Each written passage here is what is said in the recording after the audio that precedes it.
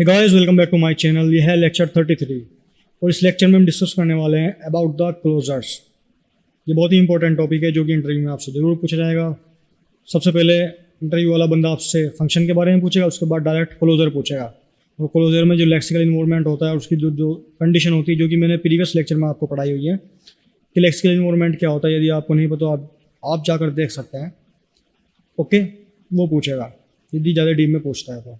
चलिए गाइस, देखते हैं क्लोजर क्या होता है।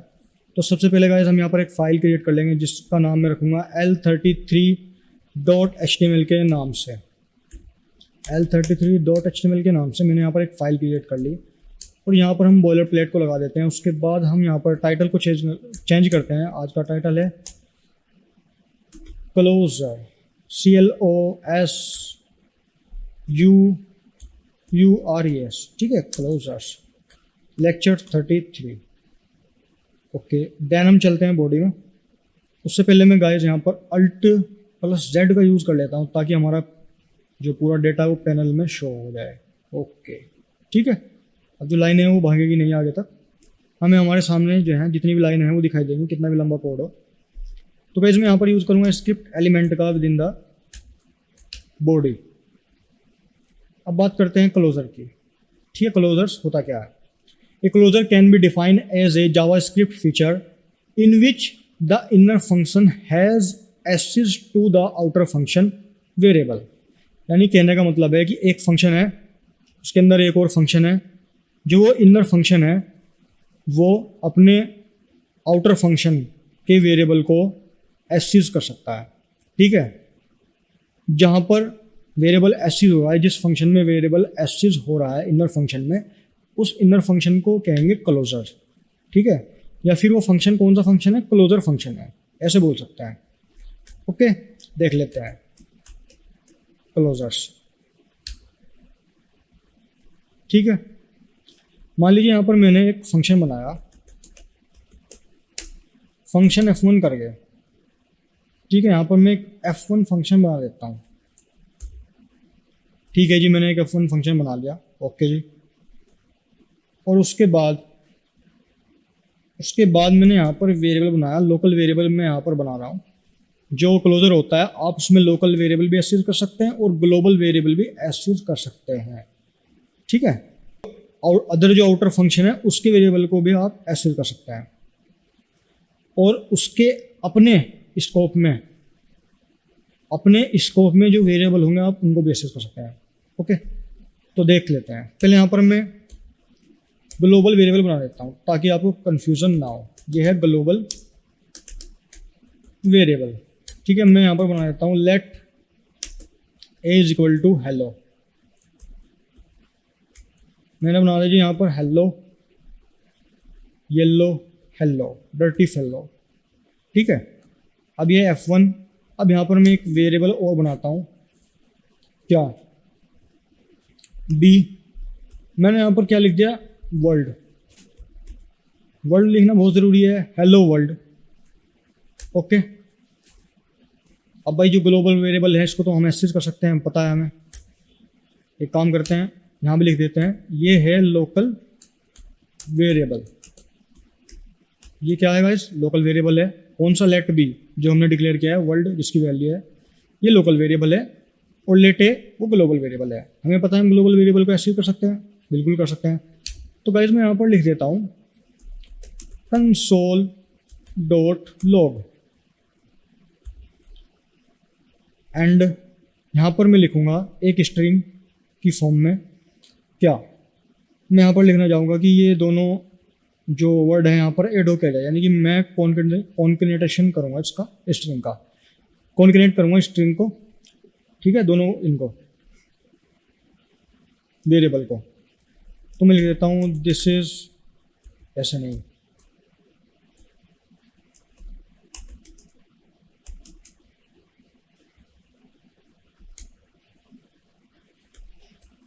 ठीक है। यहाँ पर मैं लिखूँगा प्लस ए ऐड हो जाए, फिर प्लस बी। ठीक है, बी भी ऐड हो जाए।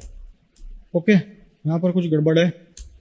अब ठीक है, ए भी ऐड हो जाएगा, फिर बी भी ऐड हो जाएगा। ओके, पर मुझे यहाँ पर स्पेस भी चाहिए होगा, तो एक काम कर लेते हैं, पहले इसको कॉल कर लेते हैं।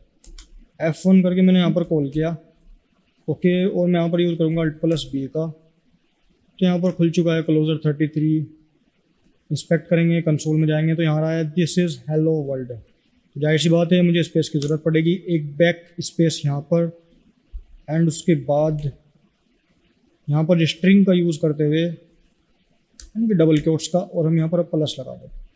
अब यहाँ पर हो जाएगा हमारा space create between the hello world. ठीक है, अभी भी नहीं हुआ तो मुझे यहाँ पर स्पेस देना ही पड़ेगा, तभी होगा। ओके, अब ठीक है, this is hello world. Okay, अब यहाँ पर हुआ क्या गाइस, यहाँ पर ग्लोबल वेरिएबल को भी हमने एक्सेस कर लिया, लोकल वेरिएबल को भी हमने एक्सेस कर लिया। अब हम बनाते हैं क्लोजर। ठीक है, अब क्लोजर बनाएंगे। क्लोजर यानी कि फंक्शन के अंदर फंक्शन। ये था ना कि which the inner function has access to the outer function variable. ठीक है, अब हम यहाँ पर क्या कर रहे हैं, एक इनर फंक्शन बना रहे हैं। यहाँ पर हम एक इनर फंक्शन बना रहे हैं, क्रिएट एन इनर फंक्शन। ठीक है, ये इनर फंक्शन है, और ये जो बाहर है ये कौन सा फंक्शन है, ये है this is an outer function. अब थ्योरी क्या कहती है, थ्योरी ये कहती है कि इनर फंक्शन क्या करेगा, आउटर फंक्शन के वेरिएबल को एक्सेस कर लेगा अपने स्कोप में। यहाँ पर मैंने एक और फंक्शन बनाया, यहाँ पर मैं एक फंक्शन बना लेता हूँ। क्या, मैं यहाँ पर 2 नंबर का ऐड करा देता हूँ। ठीक है, ऐड, और यहाँ पर मैं और लोकल वेरिएबल बना देता हूँ। Let c is equal to 23 and let d is equal to 45। Okay, अब मैंने आपको बताया था कि ये ग्लोबल वेरिएबल को भी एक्सेस कर सकता है जो क्लोजर होगा, और अपने आउटर जो उसका आउटर फंक्शन है, सॉरी यहाँ पर आउटर फंक्शन लिख देता है, जो आउटर फंक्शन है उसके वेरिएबल को भी एक्सेस कर सकता है, और अपने लोकल वेरिएबल को भी एक्सेस कर सकता है जो कि यहाँ पर बने हुए हैं। ठीक है, ये इसके खुद के लोकल वेरिएबल हैं।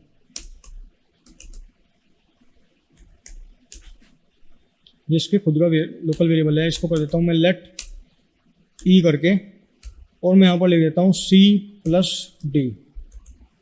ठीक है, C+D। ओके, एंड यहाँ पर मैं यूज़ करूँगा फिर कंसोल का, console.log, और यहाँ पर मैं लिख देता हूँ this is sum of 2 number. ठीक है, सम ऑफ 2 नंबर। ओके, और यहाँ पर मैं पास कर दूंगा ई को। ठीक है, ई का रेफरेंस मैंने पास कर दिया। अब आप कहेंगे कि यहाँ पर लेक्सिकल इन्वायरमेंट की बात कहाँ हो रही है, तो मैंने आपसे कहा था कि जहाँ पर हम वेरिएबल को और फंक्शन को डिक्लेयर करेंगे वो पूरा लेक्सिकल इन्वायरमेंट होगा।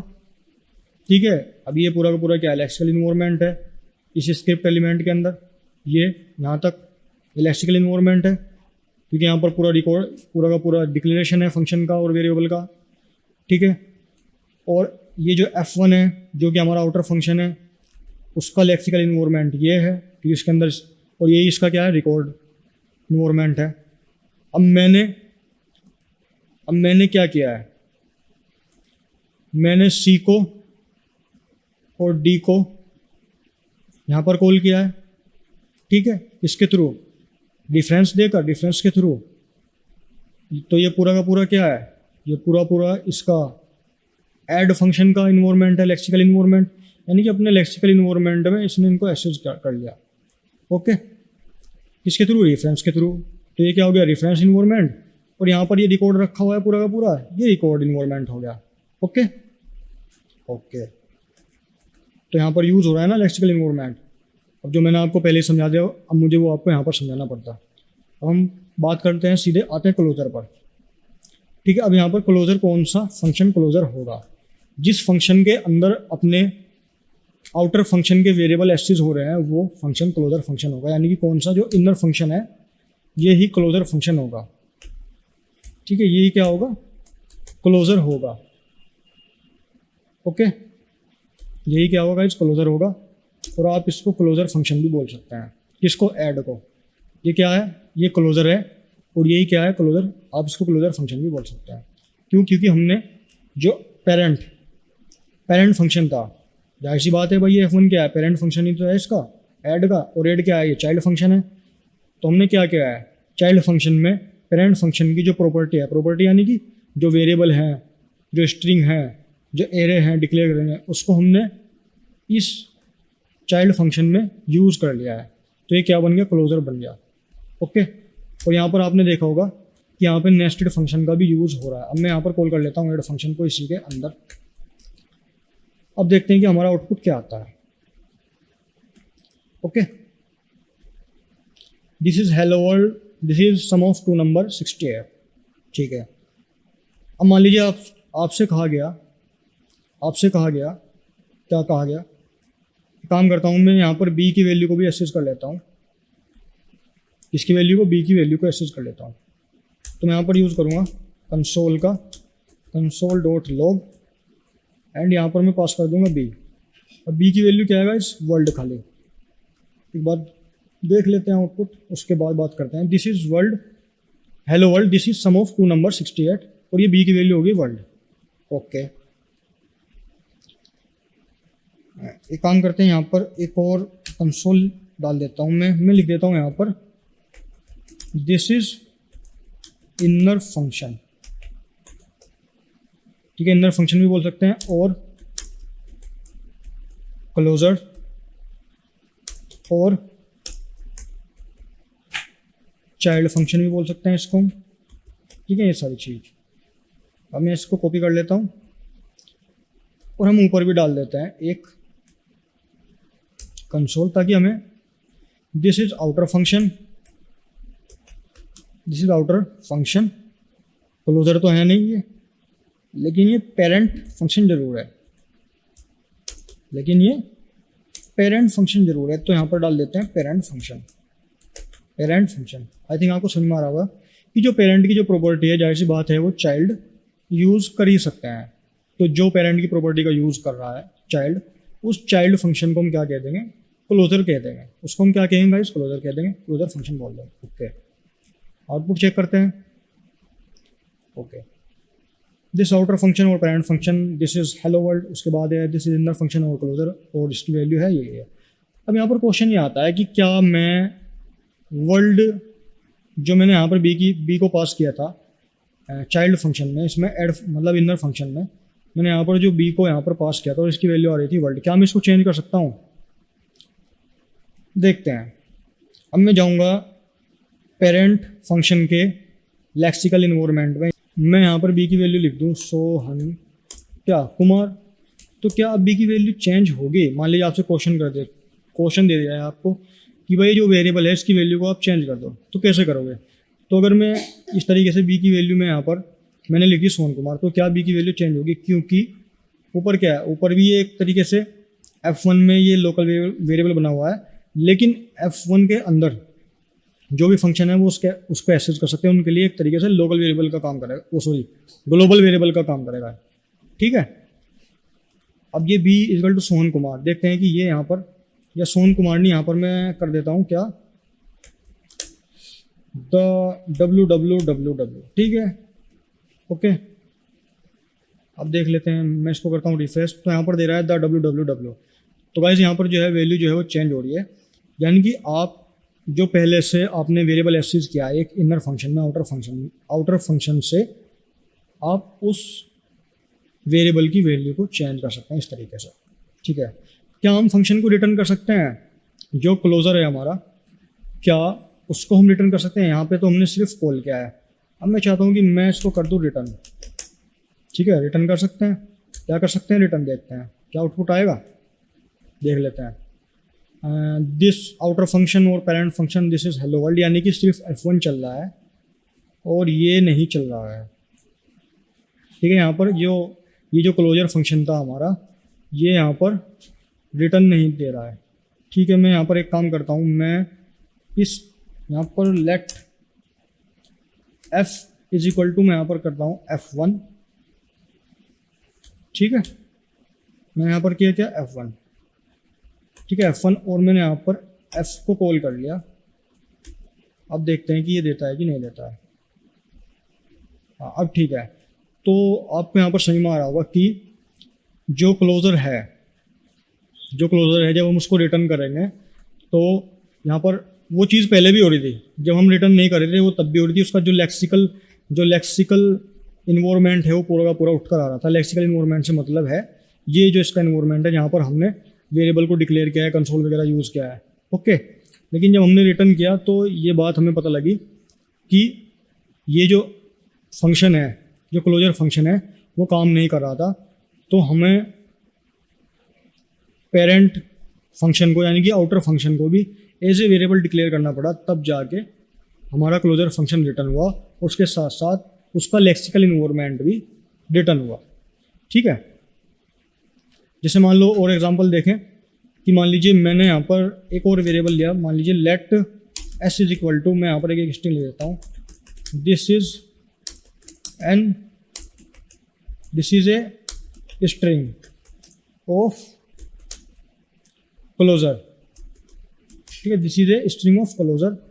कॉपी करते हैं, पेस्ट करते हैं, पेस्ट करने के बाद यहाँ पर मैं पास कर दूंगा s को, ओके। s को मैंने यहाँ पर पास कर दिया।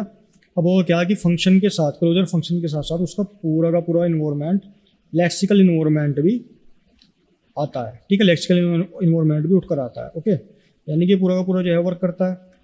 आई थिंक आपको समझ में आ गया होगा ये क्लोजर क्या होता है। अच्छा, क्या फंक्शन के अंदर और फंक्शन बना सकते हैं? बिल्कुल बना सकते हैं। जैसे देखिए, ठीक है, ये तो एक फंक्शन हो गया, ओके। अब ये फंक्शन है, फंक्शन के अंदर एक और फंक्शन हम बनाते हैं यहाँ पर। मैं इसको स्मॉल कर लेता हूँ, ओके। ये है फंक्शन f3, या फिर मैं कर देता हूँ यहाँ पर मल्टीप्लाई, ठीक है। अब ये क्या होगा, अब इस मल्टीप्लाई का पेरेंट मैं इसका पेरेंट तो ऐड है, और ऐड का पेरेंट क्या है, ऊपर ये f1 है, ठीक है। ऊपर क्या है, ये f1 है, ओके। तो मैं यहाँ पर एक और, अब ये क्या होगा, जो मल्टीप्लाई फंक्शन है ये भी क्लोजर बन जाएगा। देखिए कैसे, ये कब क्लोजर बनेगा, जो इसका पेरेंट है यानी कि जो आउटर फंक्शन है हमारा, अब कौन है, ऐड है, जब ये इसके वेरिएबल को क्या करेगा, एक्सेस कर लेगा। तो मैं डायरेक्ट यहाँ पर पेस्ट करा देता हूँ s को, एंड गाइस, और मैं इसको कॉल कर लेता हूँ मल्टीप्लाई, ठीक है। मल्टीप्लाई मैंने कॉल कर लिया यहाँ पर। अब देखते हैं कि यहाँ पर क्या डबल वैल्यू आती है, this is string of closure.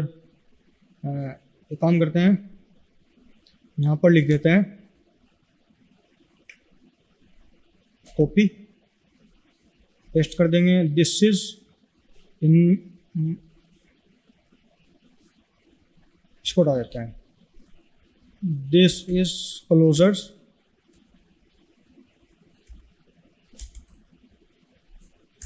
This is closure multiply function, ठीक है। मल्टीप्लाई फंक्शन, देख अब आएगा समझ में, ओके। रिफ्रेश करते हैं तो गाइस यहाँ पर देखिए, this is outer function, parent चल गया, उसका हेलो वर्ल्ड आ गया, फिर इनर फंक्शन हो गया जो कि क्लोजर फंक्शन है, उसने उसके वेरिएबल को यूज़ किया, इसके आउटर फंक्शन के, इनर फंक्शन ने तो सम आ गया 68। फिर हमने यहाँ पर वैल्यू को चेंज किया, जो कि बी की वैल्यू क्या थी, वर्ल्ड थी, फिर यहाँ पर चेंज कर दिया। फिर हमने जो लोकल वेरिएबल बनाया था एक, this is a string of closure S नाम से, उसको यहाँ पर कंसोल कर दिया, वही प्रिंट हो गया। फिर हमने यहाँ पर एक और क्लोजर फंक्शन बनाया, this is closure multiply function, और यहाँ पर मल्टीप्लाई मतलब कंसोल हो गया है, this is a string of closure, okay. यानी कि इस तरीके नेस्टेड फंक्शन आप जो है जावास्क्रिप्ट के अंदर बना सकते हैं। और जब आप नेस्टेड फंक्शन बनाएंगे तो वहाँ पर जो फंक्शन के अंदर जो फंक्शन होगा, जो आपका इनर फंक्शन होगा, वो आउटर फंक्शन के वेरिएबल्स को जब यूज़ करेगा, जब एक्सेस करेगा, तो इनर फंक्शन आपका क्लोजर फंक्शन कहलाएगा, ठीक है। इनर फंक्शन आपका क्या कहलाएगा, क्लोजर कहलाएगा। अब एक काम करते हैं, यहाँ पर मल्टीप्लाई कर ही देते हैं। जैसे मैं यहाँ पर लिखूँ लेट क्या, अच्छा, जो बाहर का जो पेरेंट है, जो आउटसाइड पेरेंट है, ठीक है, जो फर्स्ट पेरेंट है यानी कि f1 है, c और d की मल्टीप्लाई देख लेते हैं करके। तो यहाँ पर मैं लिख देता हूँ c मल्टीप्लाई d, ठीक है। देखते हैं प्रिंट होता है क्या, ये क्लोजर ही है ना, हाँ। 1035 आंसर आ गया, यानी कि ये क्या है गाइस, क्लोजर है। क्लोजर के अंदर हमने क्लोजर बना लिया है और इसके अंदर और क्लोजर बना सकते हैं। तो इस तरीके से ये फंक्शन के अंदर फंक्शन, फंक्शन के अंदर फंक्शन और इनर फंक्शन आउटर फंक्शन के वेरिएबल को एक्सेस करेगा, वो अपना भी क्लोजर बन जाएगा। और हर एक क्लोजर फंक्शन का जो उसका खुद का लेक्सिकल इन्वायरमेंट है वो भी वर्क करेगा। जैसे अब ये जो मल्टीप्लाई है इसका लेक्सिकल इन्वायरमेंट क्या है, ये इसका लेक्सिकल इन्वायरमेंट है। इसके अंदर एक कंसोल है और दूसरे कंसोल में मल्टीप्लाई है। ऊपरले वाले क्लोजर फंक्शन का लेक्सिकल इन्वायरमेंट क्या है, ये है, ये पूरा है। इसमें मल्टीप्लाई फंक्शन भी आ गया ना, ये पूरा क्या है, इसका लेक्सिकल इन्वायरमेंट है और ये पूरा रन करेगा, पूरा आउटपुट देगा। ओके, आई थिंक आपको समझ में आ गया होगा। और F1 का जो लेक्सिकल इन्वायरमेंट है वो पूरा का पूरा यहाँ तक है, ठीक है, वो यहाँ तक है पूरा का पूरा, ठीक है। और जो स्क्रिप्ट एलिमेंट है, स्क्रिप्ट एलिमेंट है उसका जो लेक्सिकल इन्वायरमेंट है वो यहाँ से यहाँ तक है। और रीड लेक्सिकल इन्वायरमेंट और रेफरेंस इन्वायरमेंट वो मैंने आपको बता ही दिया है, ठीक है। ये इसका रीड इन्वायरमेंट है, लेकिन यहाँ पर ये क्या है, इसका रेफरेंस इन्वायरमेंट है, क्योंकि रेफरेंस के थ्रू COD यहाँ पर आ रहा है ऊपर से। ओके, ठीक है। अगर F1 और ऐड की बात करें तो ये इसका रीड इन्वायरमेंट है, क्योंकि यहाँ पर इसके वेरिएबल है, और ये इसका रेफरेंस इन्वायरमेंट है, ठीक है। ये रेफरेंस इन्वायरमेंट बन जाएगा, क्योंकि यहाँ पर ऊपर से COD आ रहे हैं, BB आ रहा है। आई थिंक आपको समझ में आ गया होगा कि क्लोजर क्या होता है और लेक्सिकल इन्वायरमेंट किस तरीके से वर्क करता है, वो मैंने आपको पहले भी समझा दिया था। तो गाइस मिलता है नेक्स्ट वीडियो में। थैंक यू सो मच, धन्यवाद। वीडियो को लाइक करें, शेयर करें, चैनल को सब्सक्राइब कर दें।